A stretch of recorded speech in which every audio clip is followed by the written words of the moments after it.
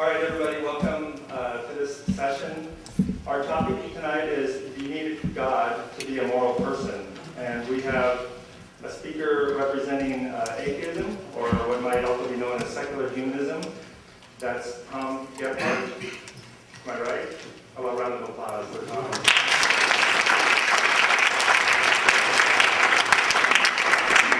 And we have Pastor Katy Thomas on my left. How about a round for him?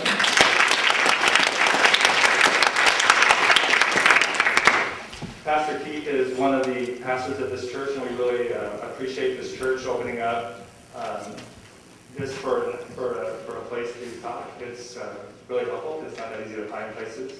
And I thank these two guys for being bold enough to get together and try to air out their ideas. And we're going to have a lot of opportunity for the audience. And I'm glad to see kids here because I like to answer questions from their angle. So we'll see if we can draw some questions from their viewpoint also. We have the brochure here. So each speaker is going to have 10 minutes to give a presentation. Okay, this microphone's on too, right? Okay. All right, everybody, welcome to this session. Our topic tonight is, do you need God to be a moral person?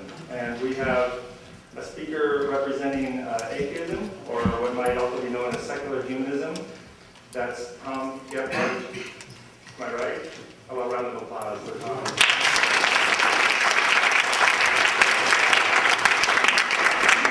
And we have Pastor Keith Thomas on my left. How about a round for him?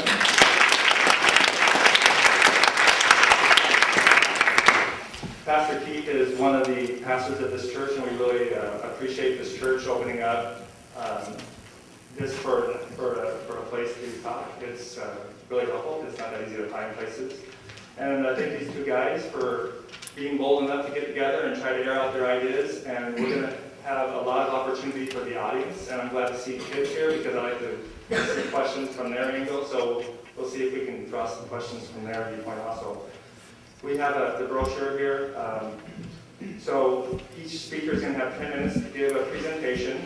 And then after that, they're going to have 5 minutes each to hopefully engage in a dialogue. So Tom could ask Keith some pressing matters that he saw from his presentation, and vice versa with Keith to Tom. Then we're going to have an audience Q&A for almost an hour, and then we're going to follow up with 2-minute summaries from each.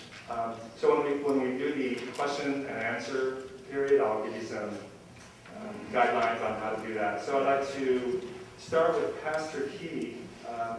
And again, the question is, do you need God to be a moral person? And Pastor Keith will give this presentation first. And both of these speakers have latitude to kind of take this topic wherever they want to because there's so many sub-themes. So it's kind of up to them. And then when you have a chance, you can add your own themes.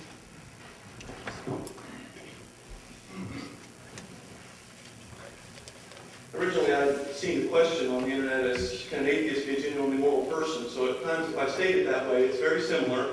But that's how I prepared my presentation quite a while ago. I want to thank Westside Science and Religion Discussion Group first for choosing this topic, because most of the topics I see in debate seem to put the Christian on the defensive, on the hot seat. And this time they've chosen one that puts more of Tom in that position. So it was a very admirable, and not even say moral choice on their part. So thank you. I want to put my cards on the table on the presuppositionalist. I'm not even an apologist, but I subscribe to the school of thought in apologetics known as presuppositionalism. And what that really means is we all have presuppositions. In fact, I'll confess to you that God exists is a presupposition I hold.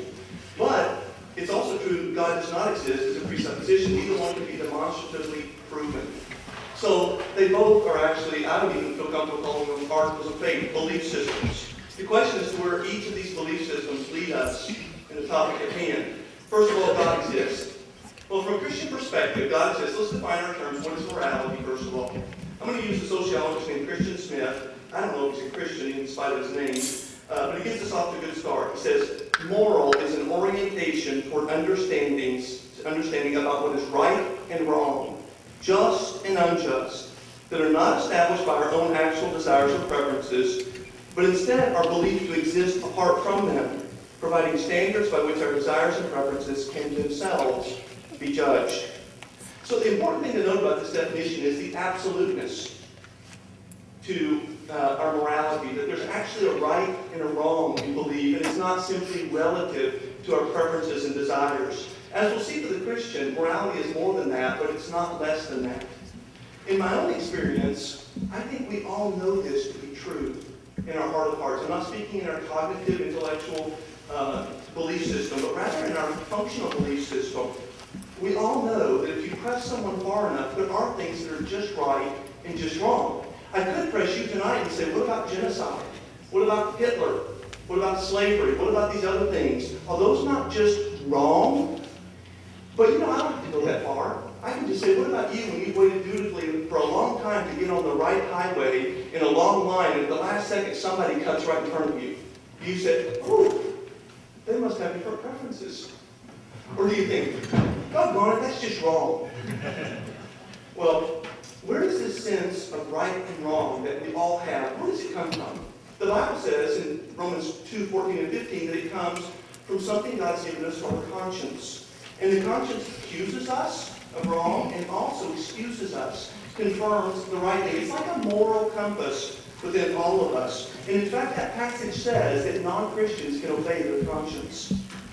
I want to make a reference to John Calvin as well in my argument right now, not because I'm a Calvinist, I happen to be a Calvinist, but because if there's any branch of Christianity that the atheist would discredit the possibility of a non-believer being ethical, it's Calvinism, with its emphasis on total depravity.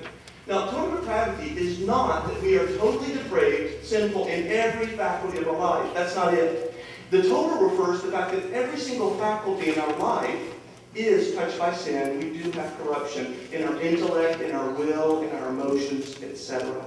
But even John Calvin tempered this teaching with a teaching on common grace. And common grace says this, that God graciously has allowed the fallen to sin to not be so total that mankind, apart from God, cannot enjoy vestiges of the image of God. So even from Calvinism, I'm going to affirm that yes, atheists can do moral acts and even conform to a moral code at the level we've spoken of so far. But remember, I said for the Christian that morality is not less than this. It's actually more than just the absoluteness. If God exists, He is the creator, He is the author of life, and everything has to do with Him. Romans 11:36 says it very succinctly. It says, for from Him and through Him and to Him are all things. To Him be glory forever. Those two go together. If everything is from Him, in fact, if our lives, if we're a part of the created order, and we're from Him, and we exist to Him, that is, we're made to exist relationally with Him, well, if that's true, we ought, a very highly moral word, we ought to glorify Him. And as our catechism says, enjoy Him forever. One other point about Christian view of morality is we are spiritual beings. We're not just atoms. We're not just matter. And if that's true, our motives are very important to our morality. 1 Corinthians 13 talks about love. And it goes so far as to say, even if I give everything I own, including my body, for a good cause, but I have not love, I gain nothing. So motives are not periphery to morality for the Christian. They're rather central. If love isn't a motive we have, love for neighbor and for God, then that moral act is not hit its intended target, which is to build up our neighbor and to honor God. So, in conclusion, if God exists, then He is the giver and the object of our morality. And although one can do moral acts, he or she cannot be genuinely moral if God is not included in his motives. Now, what about the presupposition God does not exist? Where do we go with that? I want you to imagine with me. There is no heaven, there is no hell, only sky above and earth below. Quoting that great 60s theologian and philosopher John Lennon. There's nothing outside the material world. It is a closed universe. As Marcus Aurelius said almost 2,000 years ago, a philosopher said, either there is providence or atoms. That's it. In this case, imagine that it's only atoms. That's all there is. There is no providence. There is no hand behind it. We're just protoplasm, evolved through random mutations in order to survive. We're nothing more than matter, no different than any other form of life. If this be the case, there is no ultimate meaning in life. And what is right and what If we live in a closed universe of only matter, who has the right to raise his material head and declare what is right and what is wrong? And if two material heads, be it persons, governments, societies, differ, how can we know who is right and who is wrong? No matter which answer we put forth from the atheist camp, be it the individual, innate human solidarity, evolved morality, there rings back the question, says who? I'd like to close my time quoting Arthur Leff, an agnostic himself who was a professor of law. He was an agnostic, I remind you. Professor of law, he says, when would it be impermissible to make the formal intellectual equivalent of what is known in schoolyards as the grand says who? In the absence of God, each ethical system will be differentiated by the answer it chooses to give to one key question. Who among us ought to be able to declare law that ought to be obeyed? Stated that baldly, the question is so intellectually unsettling that one would expect to find a noticeable number of ethical thinkers trying not to come to grips with it. Either God exists or he does not. And if he does not, nothing and no one can take his place in saying what's moral. As things stand now, everything is up for grabs. Nevertheless, napalming babies is bad. Starving the poor is wicked. Buying and selling each other is depraved. There is in the world such a thing as evil. All together now, says who? God help us. End of quote. It is a fine question that your fellow unbeliever raises, Tom. If we are but an accidental allocation of atoms, words of Bertrand Russell, at the end of the day, what is right and what is wrong? And says who? Nicki was right. If God is dead, any and all morality is baseless. And if Nicki is right, then asking if an atheist can be genuinely moral is like asking if a person can really be put on Santa's naughty list. If there's no such thing as morality, the question of an atheist being moral is irrelevant. Actually, you have another minute if you want.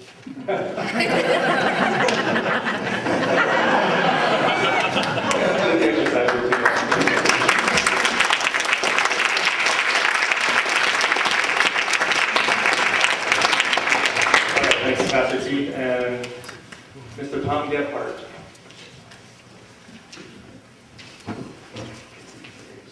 Shorter. Can everyone hear me?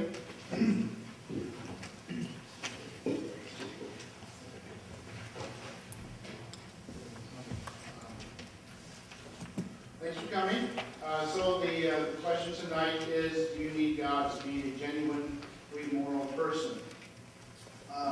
To start off, the simple answer from my atheist, secular, humanist position would be no. I do not need God to be a genuinely moral person. The way I live my life shows that I have a moral compass. But is it a genuine moral compass?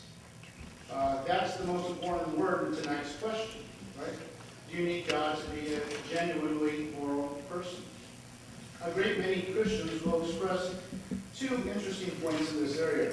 Number one, that the answer to this question is yes, you can't be genuinely moral without God. And number two, that a great many atheists are moral people in the sense that they follow a code of conduct, value structure in their lives, and agree on basic rights and wrongs, but nothing deeper than this. I argue that the morality of atheists includes this, but goes deeper than a mere code of conduct, structure, and basic rights and wrongs. I argue that morality and ethics of atheists and theists, Christians, is intrinsic and is in our nature. Simply put, morality has evolved and does not require the intervention of God. Unfortunately, easy reading material on the subject of evolutionary morality is not not easy to come by. Scientists aren't exactly great writers. So those of you here who want to read more, I suggest Primates and Philosophers, How Morality Evolved by Francie Wall, and The Science of Good and Evil by Michael Shermer. I can give those two book titles at the end of the event for those who want to look into those. Michael Shermer, in his book, The Science of Good and Evil, argued that the moral sense evolved within us because we are social primate species, and we need to get along with one another. And therefore, we are pro-social, cooperative, and even altruistic at times. And not altruistic in a game theory, tit-for-tat, calculating way in which I help you and you owe me, but in a deeper, genuine sense of feeling good, actually feeling good about helping others. So those are two books I recommend for anyone who can get, that anyone here can get through. But again, they won't give you detailed arguments, and instead the basic concepts and ideas. A main point here, to go against what we know and feel is ethical is to go against our nature. This brings up the topic of consequentialism. A basic definition of consequentialism, which is one of the key areas in my secular humanist ethical worldview, is that the consequences of one's conduct are the main and ultimate basis for any judgment about the rightness of that conduct, of those actions. Thus, from a consequentialist standpoint, a morally right act is one that will produce a good outcome or consequence. Moving on to a different angle here, where you can ask tonight's question from the position of a non-believer. Does disbelieving in God encourage people to be less moral? And does it strike at the heart of being genuinely moral? I personally don't feel non-belief as this weight that pulls at my morality in a downward spiral. Also, non-belief in God and in Him being the source of my morality, a non-belief in that, or the lack of a belief in an absolute moral standard, doesn't leave the morality that I live day to day feeling hollow and artificial. But here's a major question, maybe the biggest question many of you really want to know from like an atheist tonight, is formally put, does moral nihilism logically follow from a morality with no reference to or source of God, no transcendent absolute meaning? Friedrich Nietzsche is credited a lot with the concept of nihilism. And a quote from him, he defined nihilism as emptying the world, and especially human existence, of meaning, purpose, comprehensible truth, or essential value. And he's quoted as saying, when we find out that the world does not possess the objective value or meaning we want it to have, or have long since believed it to have, we find ourselves in a crisis. There is something to be said about this. I was raised in Christianity when I was to believe the world possessed objective value and meaning. As I moved away from Christianity and the faith over the years, there was a disillusioning process where the evidence I studied made me come to the conclusion such as there's no evidence for God, no intelligent design in this life, only one life to live, and when it's over, no heaven, no afterlife. Things in evolution, such as 99% of all species that have ever lived have gone extinct. Humans are not the center of the universe. No ultimate source to our morality, only human nature determined by evolution. That if there is a design and purpose in the world, it is the survival of the fittest and natural selection. So if there is no ultimate meaning or direction in this reality that we live in, why should one be moral and make this life as we live in as meaningful as possible? A real answer to this is that because we are hardwired to find meaning, and to not make meaning in our lives would be to go against the psychology of our minds, as determined by our brains. In other words, to do this would be to go against our nature. But one might argue, but it's also in nature to hurt others, to steal, to even take life, especially when we feel our life and survival being threatened. To which I would respond, you're absolutely right. Compassion and violence are neurological predispositions that we all have. It's also interesting that both compassion and violence have an evolutionary survival value to them. Our compassion helps us to survive because together is better than being alone. When we share, the other reciprocates, and there becomes a relationship. The more this sharing happens, the greater the number of participants, and so there becomes strength and safety in numbers, ensuring a greater survival of those in that group. This is how clans, tribes, and ultimately civilizations started. Our flight or fight response is also there for when there's no reciprocation, no sharing. When there is no relationship of one species trying to dominate or destroy for resources, etc., the other. The evolutionary logic and instinct is simple: kill or be killed. And this need to survive is probably our deepest instinct, even deeper than altruism, possibly. Cooperation, sharing in groups. So I'm being honest with you as an atheist and not telling you exactly what you want to hear. So it is important to realize that there is probably that moral nihilism does logically follow with non-belief in God and no ultimate meaning in the world. And for one who's looking at that, to indeed go down the path of disillusionment that I took. But just because it logically follows doesn't mean we have to live that way. There is also the obligation to stay true to our psychological nature, our mental state. In other words, that we are hardwired to find patterns, to make meaning in our daily lives, and to make our lives significant. We also have the instinct to be happy, possibly as deep as our instinct to survive. And this is why we make meaning in our lives. How much time do we have? About almost 2 minutes. Okay. So, I look forward to other things that will be... 1 minute. 1 minute. Yeah. Okay. I look forward to other things that will definitely be brought up because tonight, because as Keith said and Bernie said, it is a complicated topic. There's lots of sub-topics that we can go off to, like consequentialism, moral relativism. I brought up nihilism, moral nihilism. I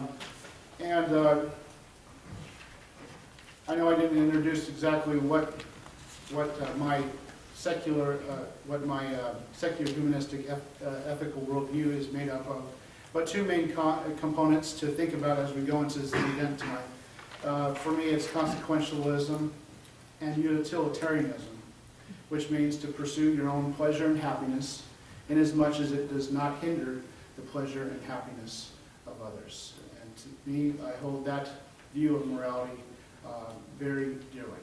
Thank you. Thank you.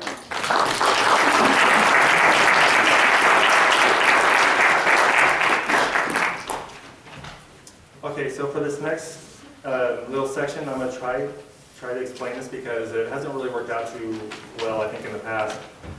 Here's what I'm trying to accomplish. Each person will have 5 minutes, and the first, for example, we're going to start with Keith because he hasn't had a chance to talk recently. We'll give Tom a little chance to rest his voice.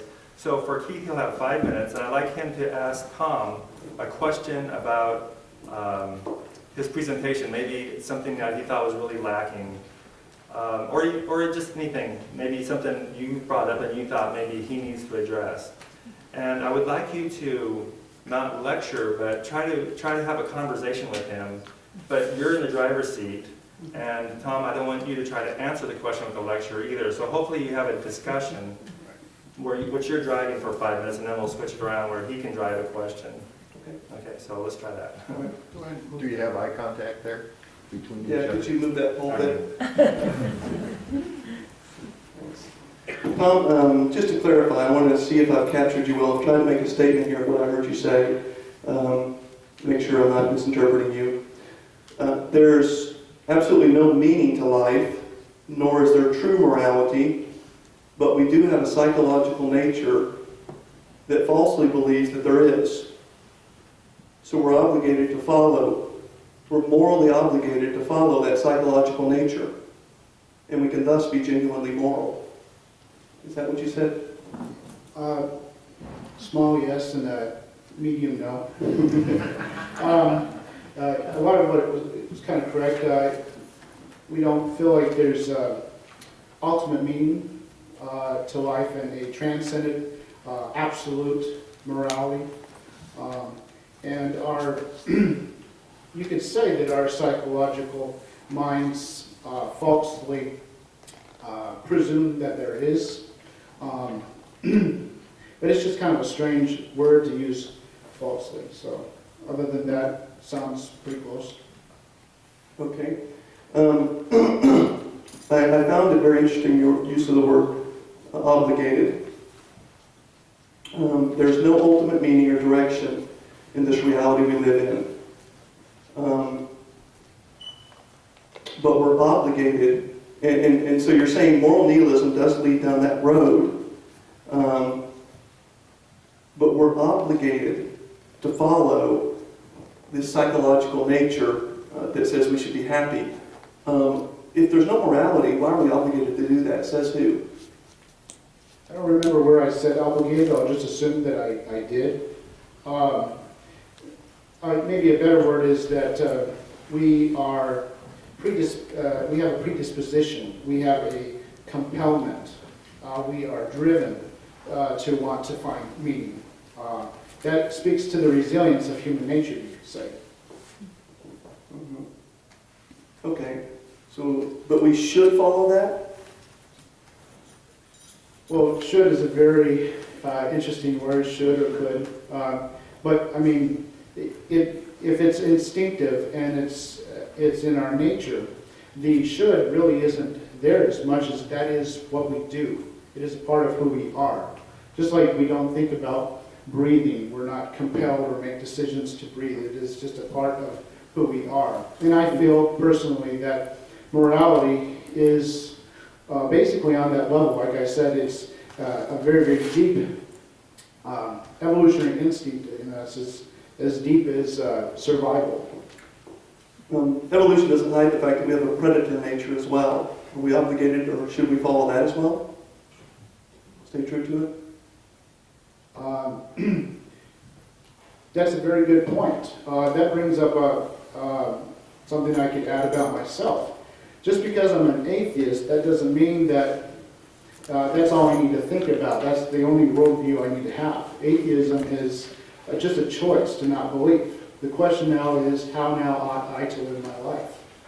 And for me, it's as a secular humanist. And a major element in my secular humanism is utilitarianism, which answers your question, that if I'm going to pursue my own pleasure and happiness, in as much as it doesn't hinder or harm the pleasure of happiness of others, then I need to keep that, if I have that value, that standard, that part of my ethical worldview, then to pursue the primal nature, the violent evolutionary side that is in all of us, is to go against those values.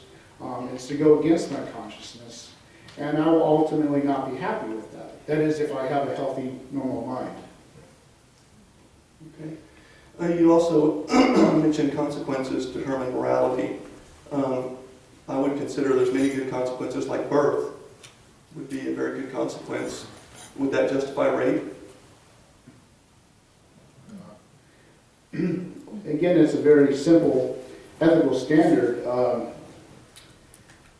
One, it's not, a rape wouldn't be justified in that situation. It's just, I don't know, it's just very straightforward in my mind, because it's one person hindering, and definitely in this situation, harming another person. So the ends, maybe that's what you might be getting at. The ends do not justify the means, and vice versa. Okay, that's 5 minutes. Do you want to, is that a good ending, or? If it's that's 5 minutes, that's 5 minutes, that's okay. All right. Okay, Tom. Remember, you're in the driver's seat, and we'd like to see a dialogue, so try to go back and forth. No lectures on a question or answer. Don't take 5 minutes to answer his first question. Let's see. Very good presentation, by the way. I noticed that you, bringing up scripture is a very important foundation to the presentation that you gave tonight. So for me to get to know you a little bit better, for example, Galatians chapter 5, verse 22, the fruits of the Spirit. Do you believe that you have a love, joy, peace, patience, kindness, goodness, what it says in that scripture, that is on a different level than other people because who don't have the Holy Spirit, because that is the fruit of the Spirit in your life? I do believe that God's producing that. It's maybe not as simple as that. In Christianity, we believe in sanctification. It's fairly messy.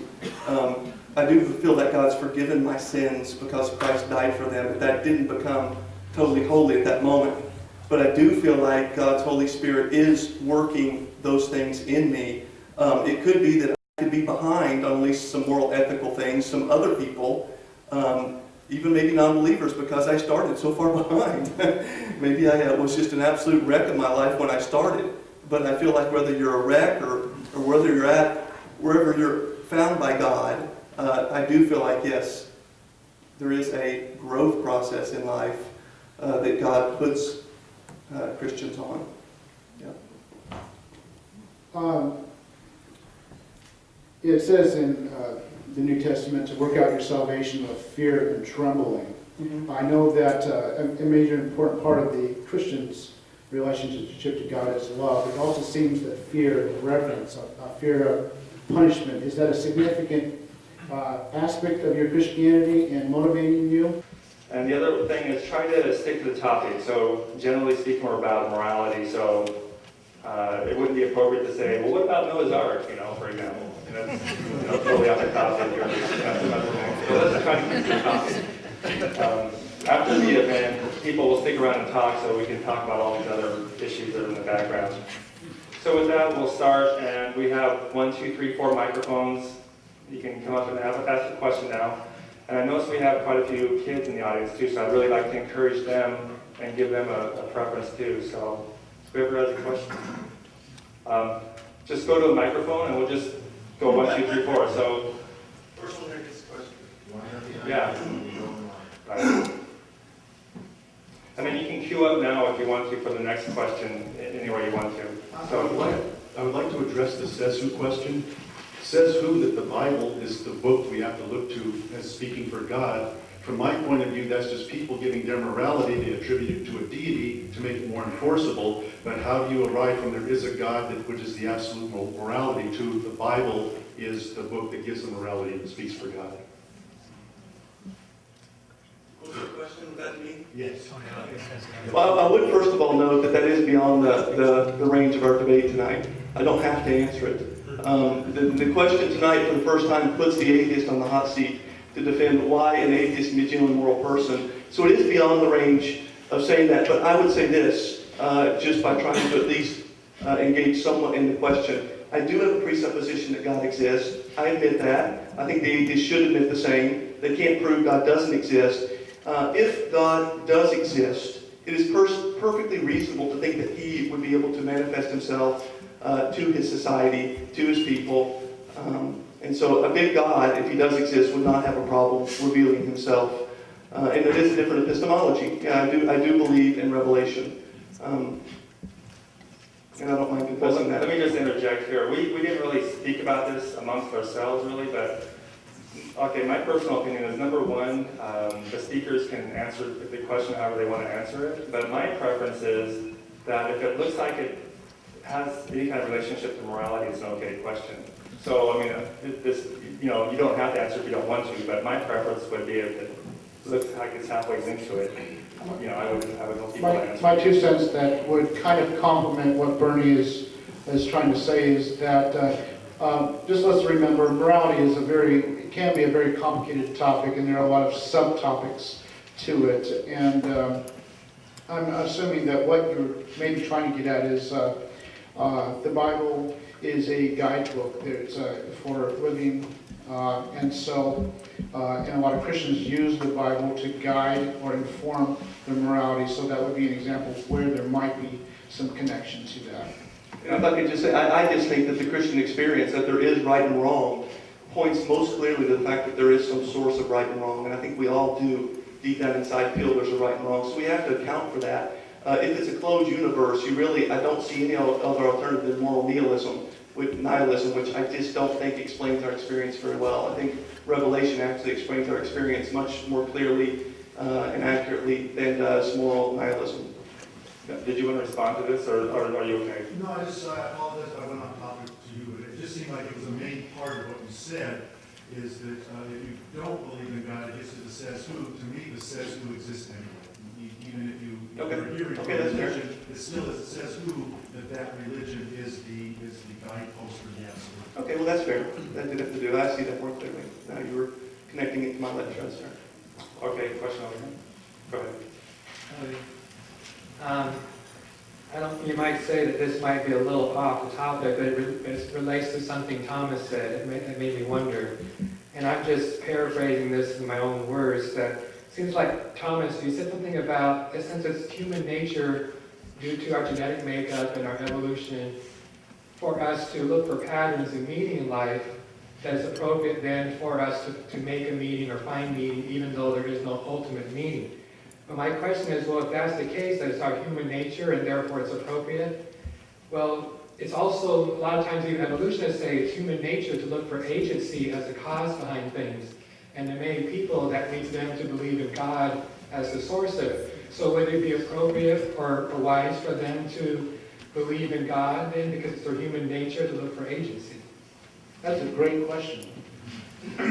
Yeah, there's, I guess you could say, this is where the phrase, two sides of every coin, or, sword has two edges to it. I guess the consequences of seeking meaning is that you may look for logical, objective meaning in the world, or you may connect certain dots and find more of a transcendent. It's just meaning. We just can't underestimate how advanced our pattern recognition ability is. We can see images in the clouds. We find things where there might not be things, especially when you add stress and the pressures of life. Those things can put a person in sort of a pressure cooker type of situation where there's a desperate need, longing for some type of answer, even though there might not be, because that person wants relief, they want hope. And that's fine. That's what it means to be human. It seems like some people, a lot of people, will then seek God by that very actual, the way that we're designed. Where other people will go, there is no God, because the evidence that I'm looking at, that the accumulation of evidence says not. So it's a very interesting question, why some people go this way with that way we're designed and other people go this way. Do you have a thought on that, maybe? Colin? Next question. Yes, Pastor Thomas, your opening remarks, I thought were kind of ironic. You mentioned that morality is things like slavery are bad, genocide are bad. How do you explain that the Bible is just full of references that God seems to approve and even instigates genocide and slavery and many other, what we would call immoral acts? Yeah, that's a good question. First of all, I would say that there are times in history that God has pronounced judgment upon peoples, and there are times in which God has made a decision. And even if we look, Israel was forbidden to go into Canaan for a long time in order to give more time to the inhabitants. But I don't deny that, according to the Bible, it seems like there's points at which God says enough of this, and there are temporary judgments that do happen on earth. I think it's different for God to make a judgment in His sovereign wisdom, and for man to take to put himself in the position of God and to begin to do that. And I mean, I've had a problem with the church in the past when they've taken up the sword. The church is not to take up the sword. That's usurp something that God's given to the state. But yeah, and as far as slavery, you see a very, very different kind of slavery in the Old Testament. It was a Jewish person who had hit destitution, he had no other means, he could sell himself into slavery until he could work himself out of that situation. So I don't have a problem with that. I think that there's times when someone hit destitution, they had a means within the society in which they could sell themselves and work themselves out and regain their inherited property. I'm not talking about that. I'm talking about when you capture a slave, when you capture a prisoner, you make him your slave. Or in Can you some show me the cases- scriptures where that happens? Oh, sure.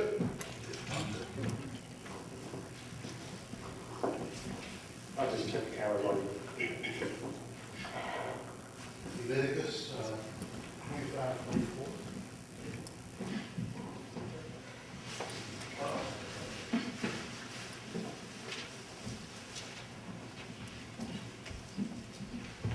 Well, that's one.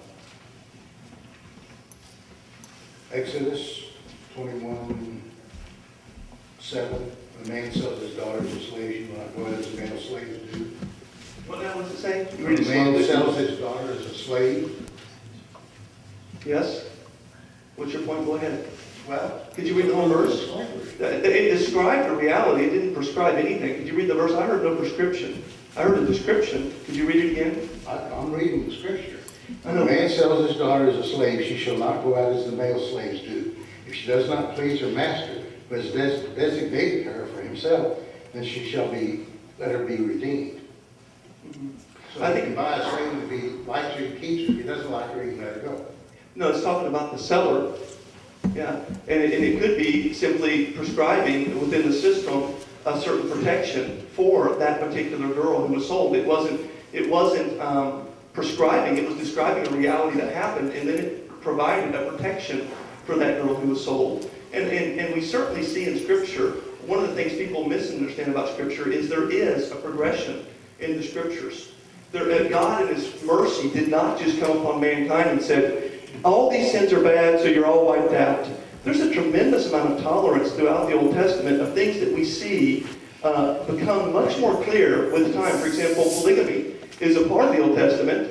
It describes that. It doesn't prescribe it, but it is several things like slavery and polygamy are described, but we see them disappearing in the Scriptures. We see a progression through the Scriptures to where we understand that it was a one man made for one wife by the time we get to the New Testament. And what's very interesting is slavery has disappeared where Christianity has grown most. Slavery still exists in the world, but where Christianity has grown most, slavery has disappeared. And so if we take the Bible as just a flat book, it is confusing. But if you do read it, understanding that God is mercifully revealing Himself in a progressive, unfolding type of manner, we do see a certain morality that eliminates some of the things that He permitted that are not permitted in the New Testament, but were permitted for a time.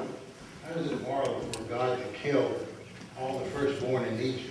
Women, children, babies, unborn babies? So that's in effect. Yeah, you'd have to read the story, the whole thing, if you want to do that. But I would say this: the Egyptians held the Israelites in bondage for a long time, and God came and said, "Let my children go."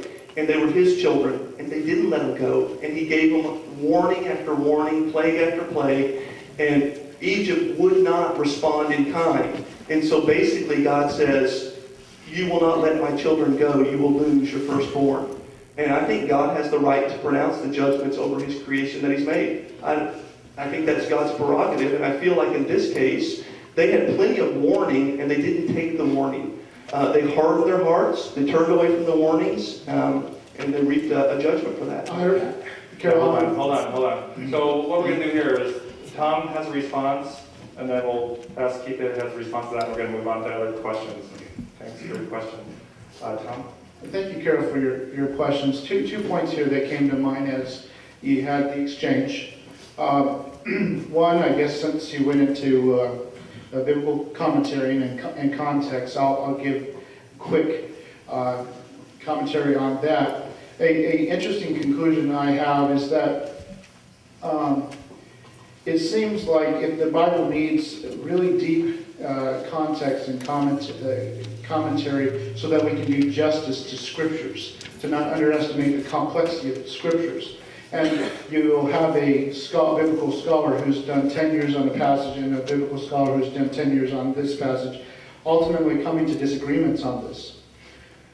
I would argue that then the Bible should not be for the average common person, because we don't want to misunderstand the Bible, and even worse, lead people astray by quoting scriptures and our understanding of scriptures. So I would consider that in all respect an unintelligent design of the Bible. The second point here real quick is not to address Carol's points, but to address the very fact that Carol has conviction about some of the things that he sees in the Bible. There's an injustice, a conviction there, an indignation about some of the things. And so that goes back to the main topic of this question of tonight. Do you need God to be a genuinely moral person? Well, right here, Carol is a non-believer, and he's showing conviction about certain ethical things he sees in the Bible, whether or not he's interpreting them correctly.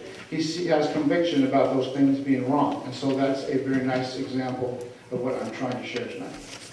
Okay, Pastor Keith, can you give maybe a short response, and we're going to move on to the other question? Well, I think I always am just amazed at moral nihilism is, and you've even said it, it's the truth. I mean, if you embrace evolution, it really is logical. You shouldn't embrace the implications, but it is true. It's logical, moral nihilism. But there is not a moral nihilist in this group, I don't think. And the fact that you're here to debate means you believe there is some truth or falsity on the line. If you really believe that there's no truth, no falsity, what are you doing here? Just go out and eat, drink, and be merry, for tomorrow we die. I always think debates are the highest, one of the highest evidences that we all do sense that there is a right and there is a wrong. Okay, I think Tom has a response. Maybe you can work that in during another question, or Doug, just maybe a quick one. For something we can address later, maybe after the thing. In my presentation, I didn't say that moral nihilism is the way to go, but that it is simply something that logically follows. It is a conclusion that one can come to, but that we have a nature, a biological predisposition to want to find meaning in our lives, and to go against that would actually be to go against our nature, and we ultimately wouldn't be happy. Okay, so now we're going to try to speed this up a little bit, because we have like 5 questions already queued up. So for the answers, let's see if we can keep them a little bit shorter. So let's go, we're going to go like this: 1, 2, 3, 4, and we have another one over here. So let's start over here. Go ahead. Thank you. My question is for Tom. I'm sorry if this is out of the question or if it's still in the question, but how can there be morality without God? Like in Genesis 1, for example, in the beginning God created the heavens and the earth. Now pretend that the word God was out of the verse. How could there be morality without him if he created the universe or something like that? Well, I appreciate your honesty, and I can tell that your relationship with God, I'm assuming you're a Christian. Yes, I've been baptized last week. Very nice. that you're very sincere about your relationship with God, and that you have conviction. You feel that your relationship with God is actually not just informing your morality, but keeping you on a straight and narrow path. Would you say that's correct, or? I would say that is correct. And so I'm not here to say that you're wrong or disillusional. It's a fact that you feel strongly about your Christianity. And so that's why this is such a sensitive topic. Because a lot of Christians really feel that their morality and their relationship with God go hand in hand.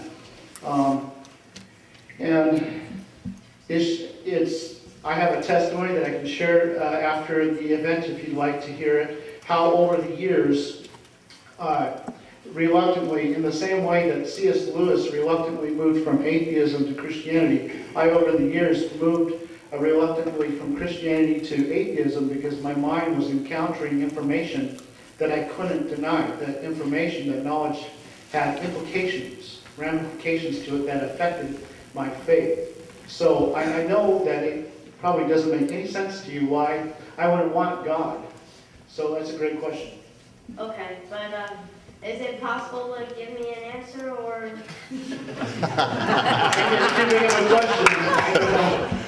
He did, he did. Okay. Well, Anyway, that was thank kind you. of, yeah, so the way you read it was kind of interesting. In the beginning, God created the heavens and the earth. So imagine, so he sees God create the heavens and the earth. So it's like, if there's no God, how can you have morality? It's just, that's kind of what you're saying, right? You're just. Yes, that's it. That's about exactly what I was trying to say. If there's no God, how could there be morality, or, how could we be here? Well, one could also ask, again, good question, why and how do we do the things that we do? Do we understand our bodies well enough? Do we understand our minds well enough? And the answer is no. These are very complicated and deep things. And so it's a very good question for one to ask. If you don't think there's a God, how can you think that there's morality? Because God is the source of morality. So I understand how you're logically trying to address that. But because I went down a road that I got my nose into books outside of the Bible and I read into science and philosophy, I came to some conclusions that showed me that it's more complicated than that. And I know that's not a very satisfying answer for you, but that is an answer that I've come to. It's very complicated, and it'd be nice if it were cut and dry and black and white like that. Okay, Pastor Keith, you want to give us just a short response so we can move on to another question? Okay. All right, thank you. Thank you for your question. Okay, this question is addressed to Tom. My 22-year-old son had planned to be here tonight. Unfortunately, he couldn't make it because he killed himself 3 weeks ago. Tom, speak to the issue of morality of suicide from the perspective of the secular humanist, atheist, and those who think we are merely machines or a bunch of random protoplasm. First of all, I'm very sorry for your loss. Are people sorry who think we're just machines? The secular humanist would look at why the body, why the mind does what it does. And one of the things is, a way to look at it is, under certain pressures and stresses, we're capable of doing beautiful and wonderful things. But under certain pressures and stresses, and situations, we do things that we would otherwise not imagine ourselves doing. There's just all kinds of things in the world, such as depression, Alzheimer's, stress, that affect a person and make them not do what they would otherwise not do. And that's pretty much my answer to your question. Okay, without God in one's life, okay, my son wanted to kill himself, and he did. I want to kill myself right now. From a secular humanist point of view, what's stopping you? You did say, pursue your own pleasure, your instinct to be happy. If being dead right now would make me happy, what's stopping me? Great question. A difference between how I am now and how I was as a Christian is I feel like I'm a lot more focused on the moments of life. And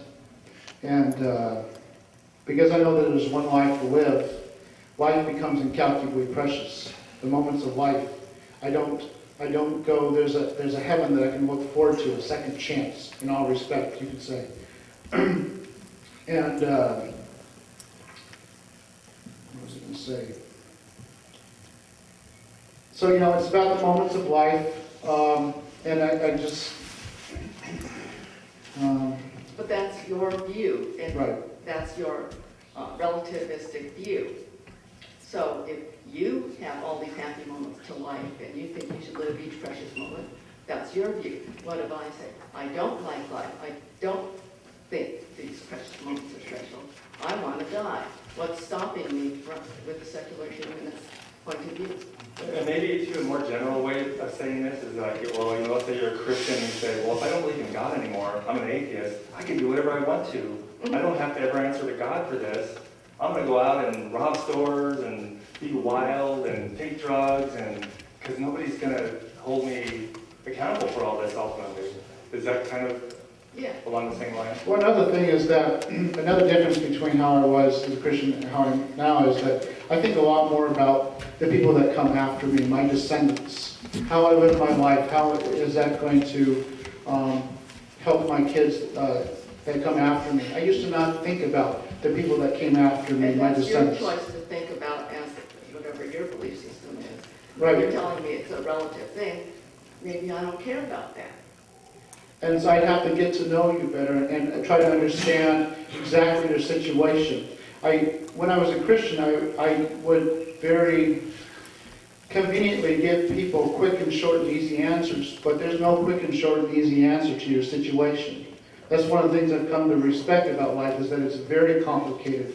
We shouldn't do justice to just giving a straightforward answer, or even quoting scriptures out of the Bible to someone who's going through a divorce or is going through the death of who's recovering from the death of a loved one, because it's complicated and it's personal. And I feel like I respect that a lot more now.